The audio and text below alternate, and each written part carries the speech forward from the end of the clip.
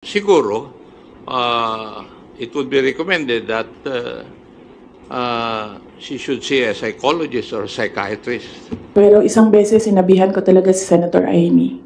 Sabi ko sa kanya, kung hindi kayo tumigil, huhukayin ko yung tatay ninyo. Itatapon ko siya sa West Philippine Sea. What's up mga kayon? Welcome back pa rin syempre dito lang sa Joe Malone TV. Tunay na balita, walang kinakampihan, sumasalamin sa katotohanan lamang.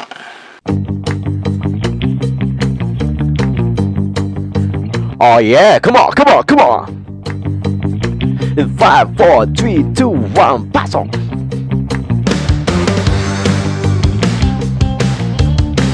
Oh yeah, come on, come on. Dumako naman tayo sa national, ha. Pag-usapan natin yung mga dapat pag-usapan at pag-chismisan, ha. Natatawa kasi ako eh. Kasalita na ako ng salita kanina dito. Hindi pala nakakabit yung mic ko. Kaya ulit tayo. Magandang gabi sa inyo mga viewers natin dito sa Joe Malone TV. October 21, alas 6 sa akin dito, ha. So mga alas 8 to mapapanood. Dumako naman tayo sa national news and current issues. Duterte versus Marcoses. Umiinit, nagbabaga. Pero bago yan, namnamin muna natin itong the good times. Oh yeah. Come on, come on, come on, come on. Oh yeah. Pasok na mga sukay dito sa Joe Malone TV, ha. Shoutout sa lahat ng mga major sponsors natin dito sa ibabaw. Kay Sir Christian at kay Ma'am Sophia ng Singapore para sa ating sound card. Shoutout din dun sa nagpadala sa atin sa GCash para sa pangkape natin. Tingnan nyo naman, may kulay na.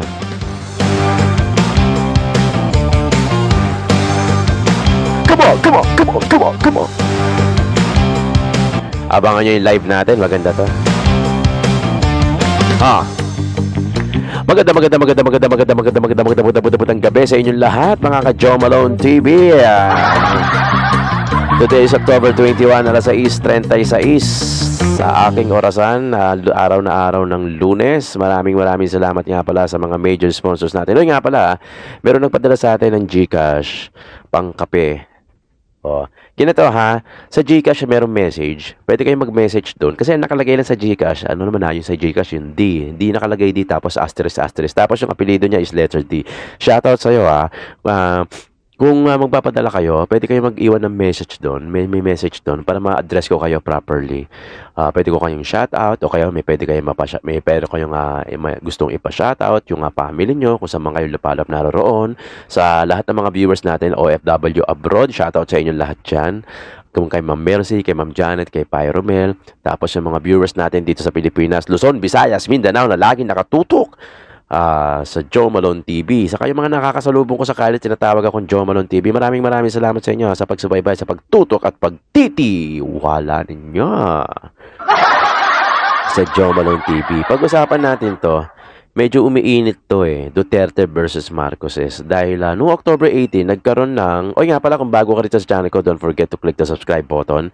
And also, don't forget to click the notification bell para lagi kang updated sa mga videos na ina-upload natin. At kung matagal ka na nanonood sa akin, please do not skip my ads. Kasi dyan na tayo kumukuha ng budget ngayon. Doon sa mga Team Replay, lagi nagko-comment sa atin, Team Replay, nakalimutan ko yung pangalan mo. Thank you so much, yung mga Team Replay na noise skipping ads. Maraming salamat. Noong October 18, nagkaroon ng press conference itong si OBP, Sara Duterte. Kaya ako sinasabing medyo umiinit yung laban na Duterte versus Marcoses. Kasi meron nabanggit dito si OBP o si BP Sara natin regarding dun sa kay Ferdinand Marcos Sr. about dun sa itatapon yung katawan nilalagay sa West Philippine Sea. Yan ang pag-uusapan natin. Bagamat October 18 pa to, better late than never. Pero yung reaction ng Quadcom, we also have that that video here. Kanina lang to, October 21. No? Shoutout nga pala sa lahat na may birthday ngayon, October 21, lalo-lalo na kay Ronnie Espiritu at pati na rin sa mga magbe-birthday ng buong month of October. Happy birthday at advance happy birthday sa November, December celebrant natin. Okay, panoorin natin to, October 18, 2024. Ito yung press conference ni Vice President Sara Duterte at mamaya magbigay tayo ng reaction kasi nag-react dito yung mga taga-Quadcom, yung mga congressmen natin about doon sa West Philippine Plaza, West Philippine Sea na sinasabi nito ni Vice President Sara. Panoorin natin, ha? Wait, Yan, hindi ko na ituloy ito. Hello, good morning po, Sir Edisman. Madam Vice President. Ang papa niyo po ang naggawa ng desisyon against all Filipinos na may libing si Marcos Sr. sa libigan ng mga bayani. Ano na po ang nangyari ngayon? Nakalimutan na po ba ng nakaupo ngayon? Maraming salamat po. Yan. Hindi ko alam. Pero isang beses sinabihan ko talaga si Senator Amy. Sabi ko sa kanya, kung hindi kayo tumigil, huhukayin ko yung tatay ninyo. Itatapon ko siya sa West Philippine Sea. Sinabihan ko si Senator Amy. One of these days, pupunta ako dun, kukunin ko yung katawan ng tatay nyo. Tapon ko yan dun sa West Philippine Sea. Grabe, no? Grabe, no? Gusto kong mahingi yung reaction niya. Yung reaction nyo. Eto. Reaction nyo dun sa sinabi ni BP Sara regarding dun sa huhukayin ko yung tatay nyo. Tapos itatapon ko sa West Philippine Sea. Gusto kong malaman yung ano niya dyan. Yung stand nyo, yung reaction nyo. Kasi yung susunod na video na mapapanood natin, eto kanina lang, October 21, sa Quadcom naman to. Yung tinanong sila ng isa sa mga mainstream reporter doon kung ano yung reaction nila doon sa sinabi nito ni Vice President Sara about sa tatapon yung tatay doon sa West Philippine Sea. For me, kung ako tatanungin, pahigop nga muna, baka nervous, baka puntahan ako ni Sara dito. Hindi kasi natin alam kung ano yung status ni Vice President Sara Duterte kay Amy Marcos. Kasi kay Amy Marcos daw niya sinabi ito.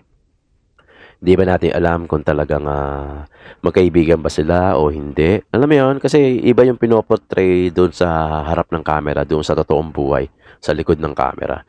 Baka mamaya tactics lang din nila to. O hindi natin alam. Alam mo naman sa politics, kaibigan mo ngayon, bukas kaaway mo na. Tapos yung kaaway mo, nagiging kaibigan mo. Tapos yung kaibigan mo, nagiging kaaway mo. Eventually, nagiging kakampi mo na rin. Di ba? Ganun eh. Uso yan eh. Di ba? Hindi na bago sa atin yan. Hindi na bago sa atin yan. Tapos sasabihin nila, for the sake of Filipino people. Hindi na bago yan. Hindi na bago yan. So, hindi natin alam kung ano yung status ng relationship nila ni Sara Duterte at saka ni Senator Amy Marcos. So, we really don't know kung seryoso ba o malalim yung malalim yung relationship nila to the point na ganun na yung klase ng biruan nila o seryoso sila enough at talagang ganyan talaga magsalita si BP Sara. Hindi no? Siyempre, hindi natin alam kung ano yung nangyayari sa likod ng camera. So, kanina, October 21, nagkaroon ng press conference ata ang Quadcom regarding to sa to sa mga Chinese national na mga naka-acquire ng lupa dito sa Pilipinas na itanong to kung ano yung mga reaction nila regarding sa sinabi ni BP Sara. I don't Panoorin think sumagot natin. siya. Hindi ko maalala. Nandun pa yun sa group chat. Merong mga nakakita. May ibang tao.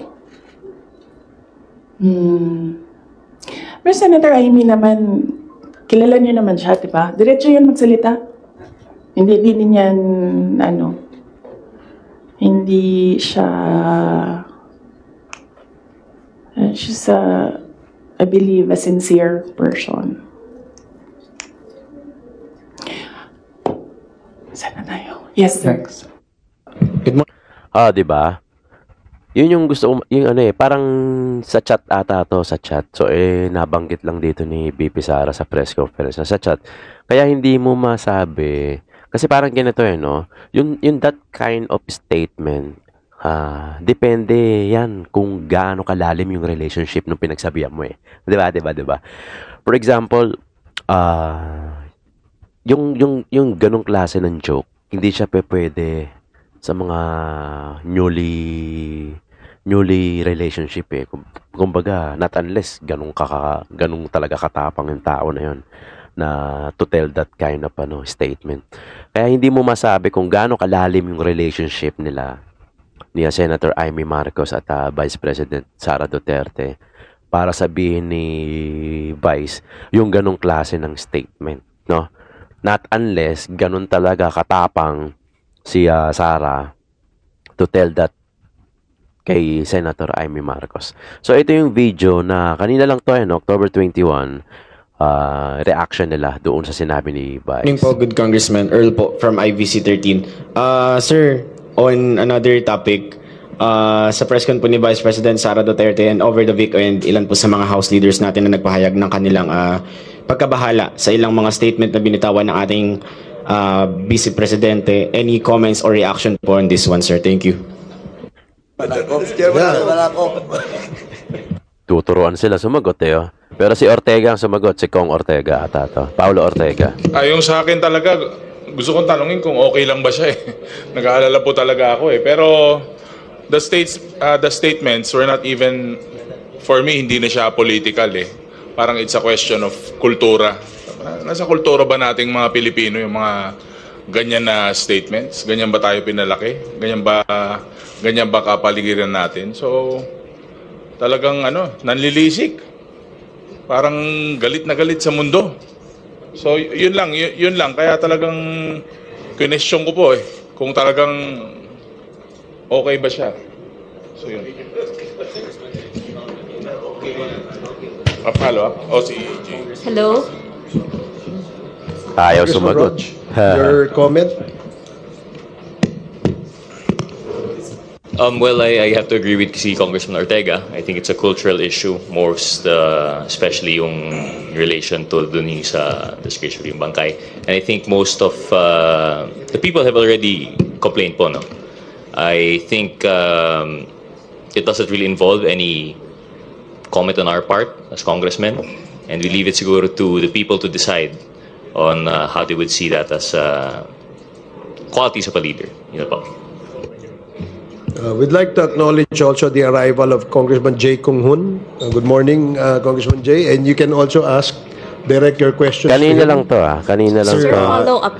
Kanina lang to sa HOR. Following up with that lang po, some of the Young Guns leaders requested psychological evaluation for the Vice President, sir. Would this be firm or may re-recommenda daw po ba tayo na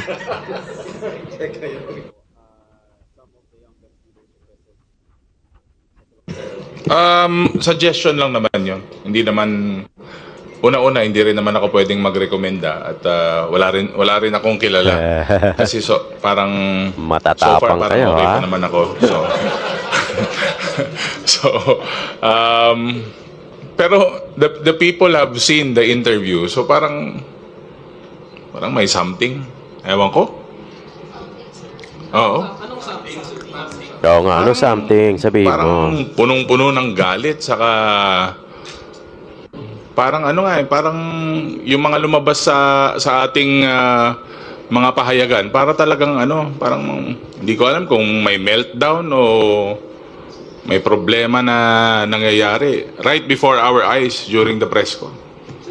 Sir?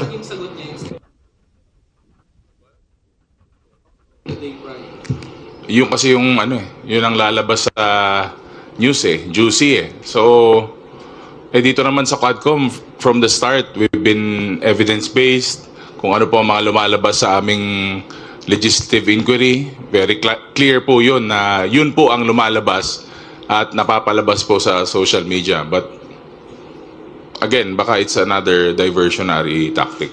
Yun nga yung sinasabi ko. pwede mo sabihin psychologically, psychologically chucho. Pero depende nga no? Depende kung gaano ka, kung yung sinasabi ni Kong Ortega na cultural base, yung mga ganong klase ng joke, joke naman kung joke nga, kung anong klaseng statement o kung anong klase ng joke, nasasabi naman ng ng Filipino people yun sa kapwa niya But it depends kung ano yung relationship at kung gaano kalalim yung relationship nung tatanggap at doon sa magsasabi ng joke. 'Di ba? Kumbaga, nga sa flip top nga talagang brutal pa 'di ba? Brutal pa. Pero ito kasi public servant public sir. Kaya nga tanong ko ang sinasabi ko nga depende nga kung gaano ka lalim yung relationship ni Sara Duterte at saka ni Senator Amy Marcos para masabi ni Vice yung ganong klase ng statement, no? Pero nevertheless, pwede rin kasing hindi dapat sabihin. Pero parang sinabi at hindi naman publicly nasabi. Parang kinuwento sa group chat ni Sara. Kinuwento ni Sara sa group chat na sinabi nga niya kay Amy Marcos yon. So, nung time na yon hindi publicly. Pero nung sa press conference, nabanggit niya na, public na. Kaya, ang problema lang dyan kasi, may makakarinig. Diba? Kasi public servant kayo. May makakarinig. Yun nga, merong magja-judge sa'yo. Merong pwedeng ma-misinterpret ng mga ibang tao. Lalo-lalo na, nasa government official ka, public servant ka. Pero pwedeng hindi maganda yung dating sa ibang tao, sa mga bata at sa mga taong hinahangaan ka. So parang gano'n okay, let's listen to some congressmen here. Sir, sabi ni Attorney Sal Panelo kanina sa interview, hindi naman daw publicly sinabi ni yun pala sinasabi ko. BP Sara yon, parang sa group chat lang daw yon. Doon sa sinabi na huhukayin nyo, yung paghukay. Hindi, magaling talaga siya sa ganun. Kasi siya yung official interpreter dati, nung dating Pangulo. So malamang ginagawa na rin niya dito ngayon. Sir, you mentioned parang punong-puno ng galit. Pwede bang? Yan, ginigisa ka tuloy ng mga reporter. Punong-puno ng galit talaga. Yes. Why do you think po? Bakit po sa tingin ninyo ganun yung nangyari kay and you even mentioned Kong Ortega na parang may meltdown or may problema na nangyari. Why do you think po na nagkaganon? Well, siguro sa nangyayari sa ating Vice President, nagkakaroon siya ng, I think she's being overwhelmed by anger and hate. Pag ang isang tao ay sobrang galit, nawawala siya sa sense of decency sa aking paningin. And sometimes, yung how you manage yung hate sa yung katawan at saka yung nasasaktan ka, it's also a test of your character. Di ba? How you manage these things, it's a test of your character. So in the case of the Vice President, ay lumalabas po yung flaw sa kanyang character. Kasi natatalo ng kanyang galit. Yun po yung aking nakikita as far as this representation is concerned. Actually, defense mechanism psychology graduate kasi ako Actually, defense mechanism, pero ayoko na magpakalalim pa. Baka hindi rin kasi magigets ng iba. So, it's not actually the test of character. It's actually a defense mechanism. Defense mechanism is the ego's unconscious tool for warding off confronting anxiety. So, pwedeng malalim nga yung galit ni Sara. Tapos, hindi na defend ng defense mechanisms niya yung galit na yon, kaya nabulalas, kumbaga nabangkit, no, na kumbaga nasabi niya kasi nandoon na yun sa unconscious level of minds niya merong issue, may particular na statement kaya nailabas niya. Maraming salamat po. Sir, Ay, hello po. Parang ang hugot po ni VP Sara, yung ginagawang pagkalkal doon sa kanyang confidential fund, yung paggamit ng pondo ng kanyang office ng Kamara. So, ang House of Representatives po ba kayo, magbabago ba kayo or mag-a-adjust ba kayo, maghihinay-hinay ba kayo sa pag-iimbestiga sa kanyang paggamit po ng pondo? Sa ganang amin, the performance of one's duty should be the primordial consideration. Trabaho po namin yun eh. And therefore, dapat walang let up to show what really happened and so far as the confidential funds of the Office of the Vice President and the Department of Education when she was still the Secretary. Kasi pag magbibigay po kami ng leeway, hindi po na yata in accordance with our mandate. Ganun po ang paningin namin doon. Ito yung meron kasing press conference din si Sara na sinasabi niya na hinahanapan siya ng butas ng HOR o neto para siya ay ma-impeach, no? Sinisilip yung kanyang misuse nga nung funds. Kaya para maikasa yung impeachment. So yan yung sinasabi ni VP Sara. Kaya natanong to yung reporter na kung merong bang kilala, kung magliliway ba yung HOR dahil doon sa mga sinabi ni Sara. Okay.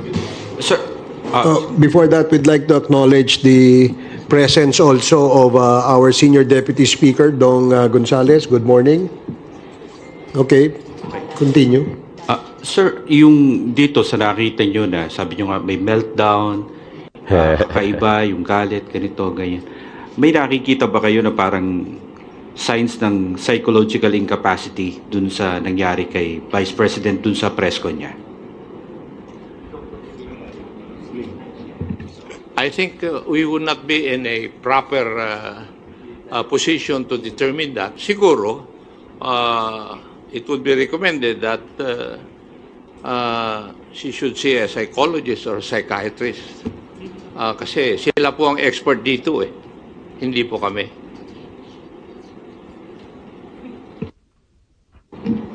Sir, sorry. Good morning po. Hindi lang po si Pangulong Marcos and former President Apo Marcos yung kumbaga tinira ni VP Sara. Meron din po kasi siyang binanggit laban din po kay Speaker Romualdez na sinabi niyang embarrassment daw po ang ating House Speaker. As House leaders, ano pong masasabi po ninyo dun sa pahayag po na yun? Yan. That's her opinion. It's not the opinion of 120 million Filipinos. Di po ba? And she is entitled to her opinion.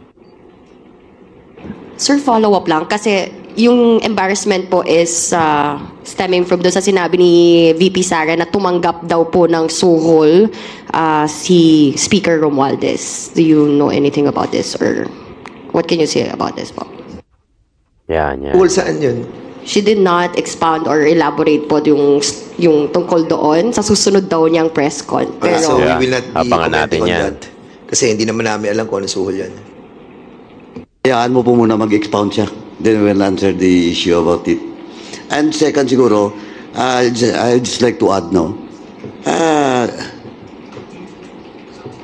just like what we have done with the Office of the Vice President, giving due courtesy to that office, ang unsolicited advice po is the Vice President should also give due courtesy to the office of the President and of course to the late Ferdinand Marcos Sr. Iba yung labanan eh. Kasi well in fact, for the record, napakaganda na pong binigay naming courtesy sa kanya nung she was invited during the Good Government Committee hearing. Well, in fact, he was allowed to speak while not taking her oath. So, yun lang po, unsolicited advice. Just give due courtesy to the office of the President. Well, magandang labanan to. Well, regarding dun sa suhol, di po namin alam yun. Diba? Ang pagkaalam ko po from the day of the campaign, ang kasama po ni Vice President Sara ay si Speaker Martin Romualdez. Alam niyo po, sa totoo lang, pag nag-uusap kami ni Speaker, kasi po may survey na lumabas na mababasa sa Pampanga during those times, ang pinakiusap ni Speaker Romualdez sa amin na kung pwede tulungan si Vice President Sara sa Pampanga. Kasi nga, may kandidatong Kapampangan doon, si Kiko Pangilinan. At mataas si Kiko Pangilinan kasi Kapampangan. So, winork out po namin yun. At from day one up to the proclamation, kasama po si Speaker Martin Romualdez.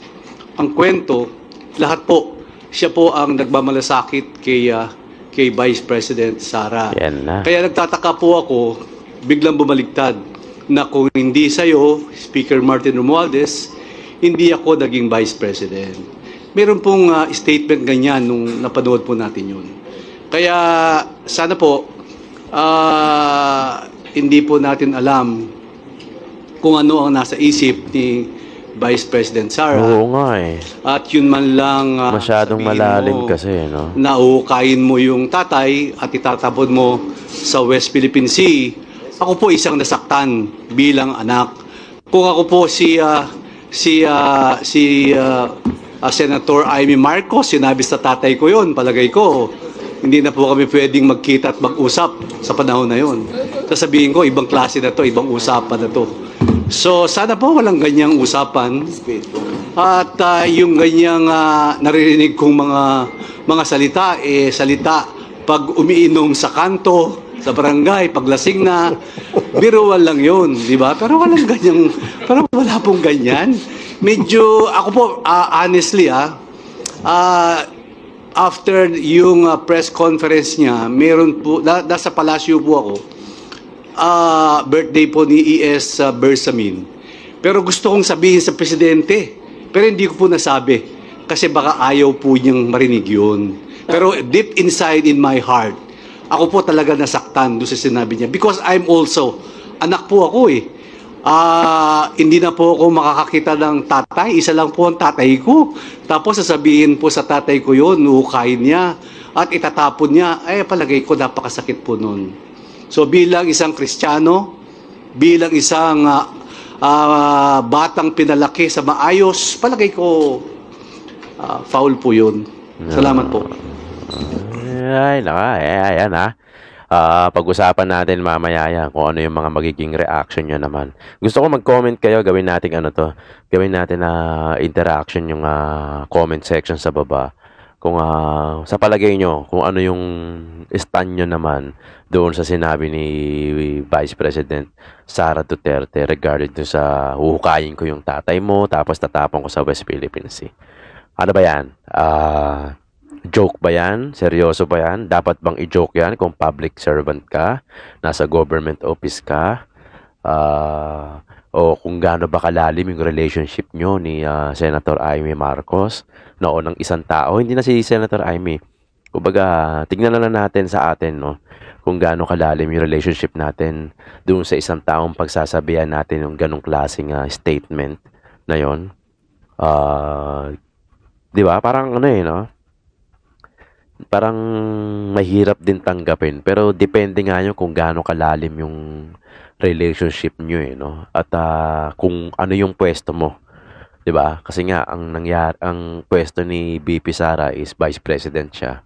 Tapos Senator Amy Marcos naman senator o kumbaga nasa public servant sila tapos government official pa. So kung appropriate ba yung o ethical ba yung ganong klaseng statement tapos nabanggit pa sa press conference.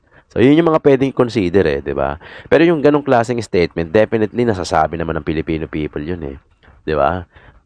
Nasabi na siguro ng ibang tao yan sa kaibigan nila o so kung kanino man. Pero to kasi, yung case na to, parehas public servant Saka hindi natin alam kung ano yung relationship nila. At nasabi pa publicly. Thank you.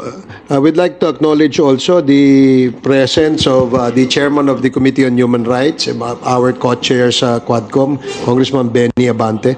Good morning. Mr. Chair, in addition to that, na sinabi po ni SDS, alam nyo, kahit pagbalik-balik na din natin ang mundo, yung ating pong former president, si Ferdinand Marcos Sr., malaki po nagawa niya sa bansang Pilipinas. Kahit sabihin na natin na inakusahan siya na diktador at napatalisik siya ng ating pong mga kababayan.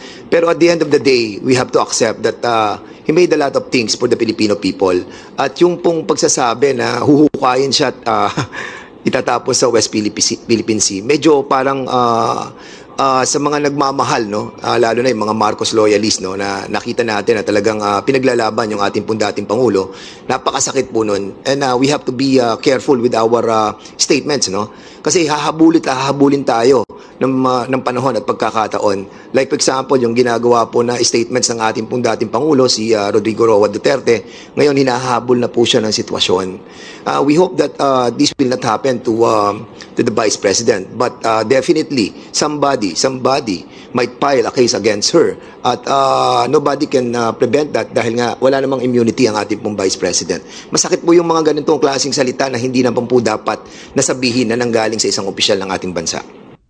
Actually, ang term respeto ang term respeto. Pero gaya ng sinabi ko, hindi natin alam kung ano nangyayari sa likod ng camera Kung pwedeng ng tactics, diversional. Alam mo, sa politics, napakarumi talaga Talagang pag normal na tao ka, mukhang parang ang hirap kayanin yung laruin yung mga nasa politics 'Di ba? Like ng mga like ng mga talagang mabibigat na mga politician, talagang kayang-kaya lang nilang laruin yung politics. Mga kayon, gusto ko malaman yung opinion nyo about this, I'm very sure na it's not appropriate and it's not unethical para sabihin yung mga ganong klase ng statement. Kung ako tatanungin, my own opinion, regardless kung malalim yung relationship ng kaibigan mo o nung tao nga pagsasabihan mo ng ganong klase. Pero definitely nasasabi yan ng Pilipino sa kapwa nila Pilipino. Magkakaibigan, magkakapatid, mga ganon, 'di ba? Nasasabi yan ganyan. Pero ito kasi, ang case kasi nito, public officials diba? Public servant, government official, 'di ba? Kaya ko nasabing inappropriate at saka hindi ethical. 'Di ba? Kasi nandoon sila sa pwesto na kung saan pwede silang hangaan ng tao, iniido sila at higit sa lahat, public servant sila. 'Di ba? I'm not against Sara Duterte. I'm not pro and I'm not anti. What we're talking about today's discussion is yung sinabi ni VP Sara about that.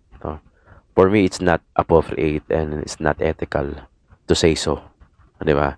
Regardless kung malalim man yung relationship nyo or not. I wanna know your opinion regarding to this matter.